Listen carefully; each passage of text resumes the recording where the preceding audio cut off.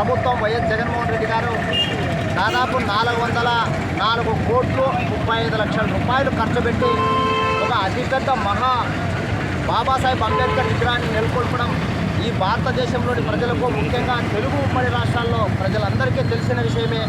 మరి అటువంటి బాబాసాహెబ్ అంబేద్కర్ విగ్రహం ముందు ఉన్నటువంటి పేరును ధ్వంసం చేస్తూ నిన్నటి దినం తెలుగుదేశం పార్టీ నాయకులు రాత్రి వేళల్లో చీకటిలో కరెంటు దీపాలు ఆఫ్ చేయించి అక్కడ పోయి సుత్తులు మరి ఇతర మారణాయుధాలతో ఆ విగ్రహం కాంపౌండ్లోకి చొరబడి అక్కడ ధ్వంసం చేయడం పూర్తిగా ఇది ఒక తప్పుగా భావిస్తూ ఈ దుశ్చర్యని యావత్తు తెలుగు రాష్ట్రాల్లోని ప్రజలంతా ఖండించాలని చెప్పేసి ఈరోజు దళిత సంఘాల ఐక్యవేదిక ఆధ్వర్యంలో నిరసన తెలియజేయడం జరుగుతుంది.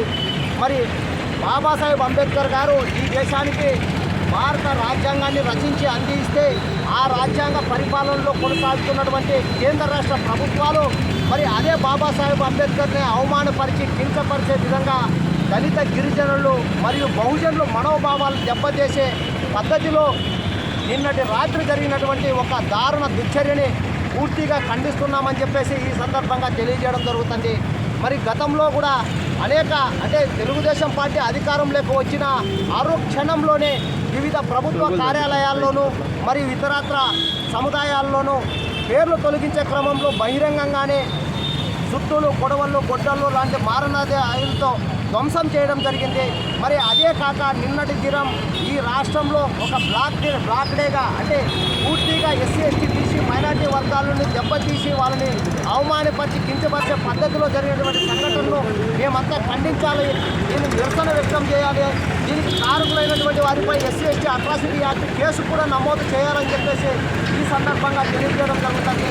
మరి అదే నిన్నటి సిక్కులు ఇతరత్ర మారణాయుధాలతో దాడి చేసింది అంబేద్కర్ విగ్రహం మీద. అంబేద్కర్ అక్కడ ఉన్నటువంటి జగన్మోహన్ రెడ్డి గారి పేరు మీద కాదు, అది బహుజనుల గుండెలపై మోదినటువంటి సమ్మెట దెబ్బలుగా మేము భావిస్తున్నాం. ఇది ముమ్మాటికి తప్పు. దీనిపైన ఖచ్చితంగా గౌరవ రాష్ట్ర ముఖ్యమంత్రి చంద్రబాబు నాయుడు గారు మరి వారి తనయుడు లోకేష్ గారు మరి అదేవిధంగా ఈ రాష్ట్రాన్ని ప్రక్షాళన చేస్తాను, ప్రశ్నిస్తాను, న్యాయం చేస్తానని గొంతు విప్పుతానని చెప్పేసి ముందుకు వచ్చినటువంటి పవన్ కళ్యాణ్ గారు వీళ్ళు ముగ్గురు ప్రధాన బాధ్యత వహించాల్సి వస్తుందని చెప్పేసి ఈరోజు దళిత సంఘాల ఐక్యవేదిక ఆధ్వర్యంలో తెలియజేయడం జరుగుతుంది. మరి అలాగే ఇంతటి దారుణం జరిగినప్పటికీ ఎవరు కూడా ఈ నాయకులు నోరు విప్పకపోవడం అంటే బాబాసాహెబ్ అంబేద్కర్ విగ్రహం కదా, ఆయన దళితులకో లేకుంటే కొన్ని వర్గాల వాళ్ళకు మాత్రమే పరిమితము అనే రీతిలో ఈ అగ్ర కులాలకు సంబంధించిన వాళ్ళు చూస్తున్నారు. కాబట్టి ఎవరు గొంతు విప్పడం లేదు. దీని మీద బహుజనులు ఇప్పటికే చాలా రకాలుగా చర్చలు జరుగుతున్నాయి. ఖచ్చితంగా గతంలో ఏ విధంగా అయితే బాబాసాహెబ్ అంబేద్కర్ విగ్రహంకి సామాజిక న్యాయ శిల్పం పేరుతో కొనసాగిందో అదే తరహాలో కొనసాగించే విధంగా రాష్ట్ర ప్రభుత్వం వెంటనే చర్యలు తీసుకోవాలని చెప్పేసి దళిత ఐక్య సంఘాల ద్వారా తెలియజేయడం జరుగుతుంది. మరి అలాగే ఈ రకంగా చెప్పుకుంటూ పోతే దళితుల మీద అనేక దాడులు, దౌర్జన్యాలు జరిగాయి. మరి వాటి గురించి కూడా ఈ తెలుగుదేశం ప్రభుత్వం పట్టించుకుని పాపానుకోలేదు. మరి ఆదోని పట్టణంలో దళిత గుండమ్మపై ఏకంగా ట్రాక్టర్ ఎక్కించి దొక్కి అతి దారుణంగా చంపేశారు ఒక మహిళని. దాని మీద కూడా ఈ ప్రభుత్వం పట్టించుకోకపోవడం ఒక రకమైతే, మళ్ళీ మహిళా హోంమంత్రిగా ఉండి కూడా ఆమె కూడా స్పందించకపోవడం మరింత బాధను కలిగిస్తుంది.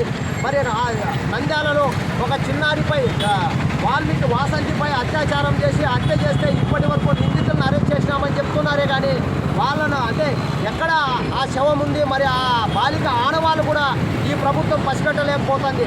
ఒకవైపు శాంతి భద్రతలు కాపాడంలో విఫలం చెందుతూ మరి నిన్నటి దినం జరిగినటువంటి దారుణ దుశ్చర్యను కూడా ఈ ప్రభుత్వం ఏమాత్రం పట్టించుకోకపోవడం చాలా బాధగా ఉంది. కాబట్టి గతంలో ఏ రకంగా అయితే ఉందో అదే రకంగా సామాజిక న్యాయ శిల్పం కొనసాగే విధంగా చర్యలు తీసుకొని పక్షంలో రాష్ట్ర వ్యాప్తంగా దళిత గిరిజనులు బహుజనుల్ని చైతన్యపరిచి దీనికి వ్యతిరేకంగా ఒక పెద్ద ఎత్తున ఉద్యమం చేపడతామని చెప్పి తెలియజేస్తూ దీనికి ఇప్పటి వరకు నోరు మెదపుకోకుండా లేకుంటే కొంతమంది తెలుగుదేశం పార్టీ శ్రేణులను ఉసిగొల్పి రాత్రి వేళల్లో అక్కడ దాడి చేయించినటువంటి తెలుగుదేశం నాయకులు ఎవరున్నారో వారి మీద కూడా SC, ST atrocity act case నమోదు చేయాలని చెప్పేసి దళిత ఐక్య సంఘాల ద్వారా తెలియజేయడం జరుగుతుంది.